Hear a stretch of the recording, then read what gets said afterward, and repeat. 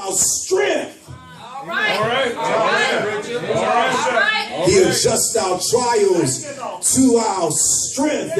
And that's seen in Abraham's life, that his first trial was not the offering of Isaac. He had already been through something, so that when it was time to offer up Isaac, he was ready to offer him up because he had confidence in God. I stopped by to remind you today, as you celebrate your first year, listen, there's some things you're not in shape for. God is trying to get you in shape.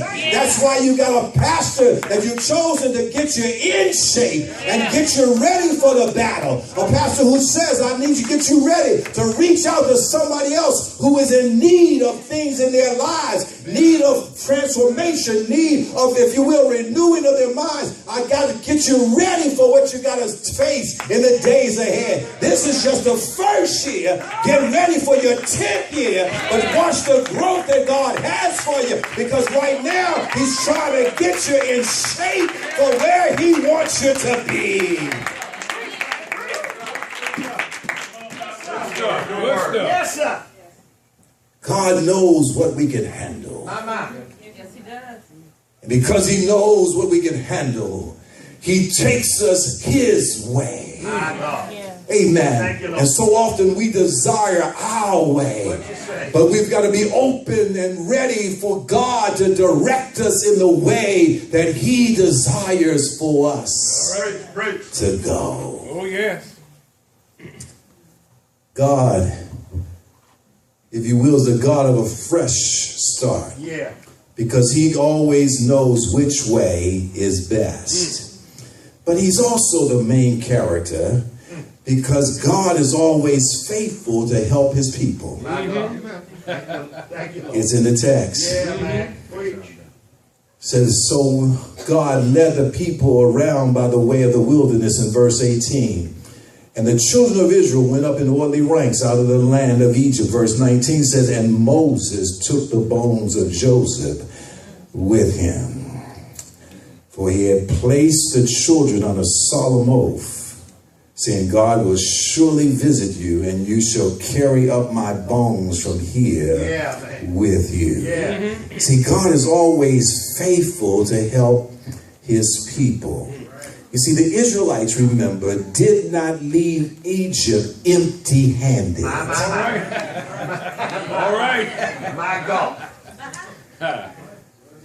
They carried a load of fancy clothes and shiny jewelry. See, God always provides. I know we say that he'll supply all of our need. He does. He's a supplier because that's who he is. And so when they left Egypt, they did not leave empty-handed. They had what they needed. God had provided for them. But notice that they not only carried away fancy jewels and fancy clothing and shiny jewels, but also they carried the bones of Joseph with them. I know some of you say, man, that is strange to carry around the remains of the dead. I mean, how many folks carry around ashes with them? How many folks carry coffins around with them? How many will carry a dead person around with them? That's strange, isn't it? However, this was something that the Israelites had promised to do centuries earlier for Joseph, when he said to his brothers, I am about to die, but God will surely come to your aid and take you up out of this land that he has promised on an oath to Abraham, Isaac, and Jacob.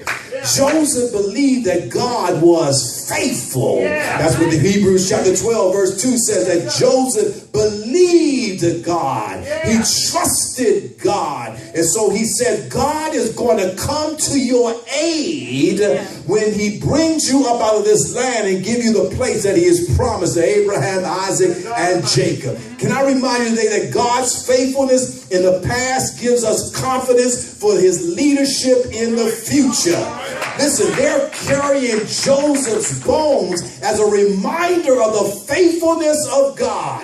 That the same God who delivered a man who was in a prison, brought him into the palace and saved his family and Egypt in a famine, is the same God that will provide for you and for the church in your individual lives and in your corporate lives. Remind yourself today that you can have confidence in the leadership of God. That's why they've got Joseph's bones with them, because it reminds them of the faithfulness of God. Joseph's bones were a reminder that God is faithful and that he wants us to encourage others in our faith.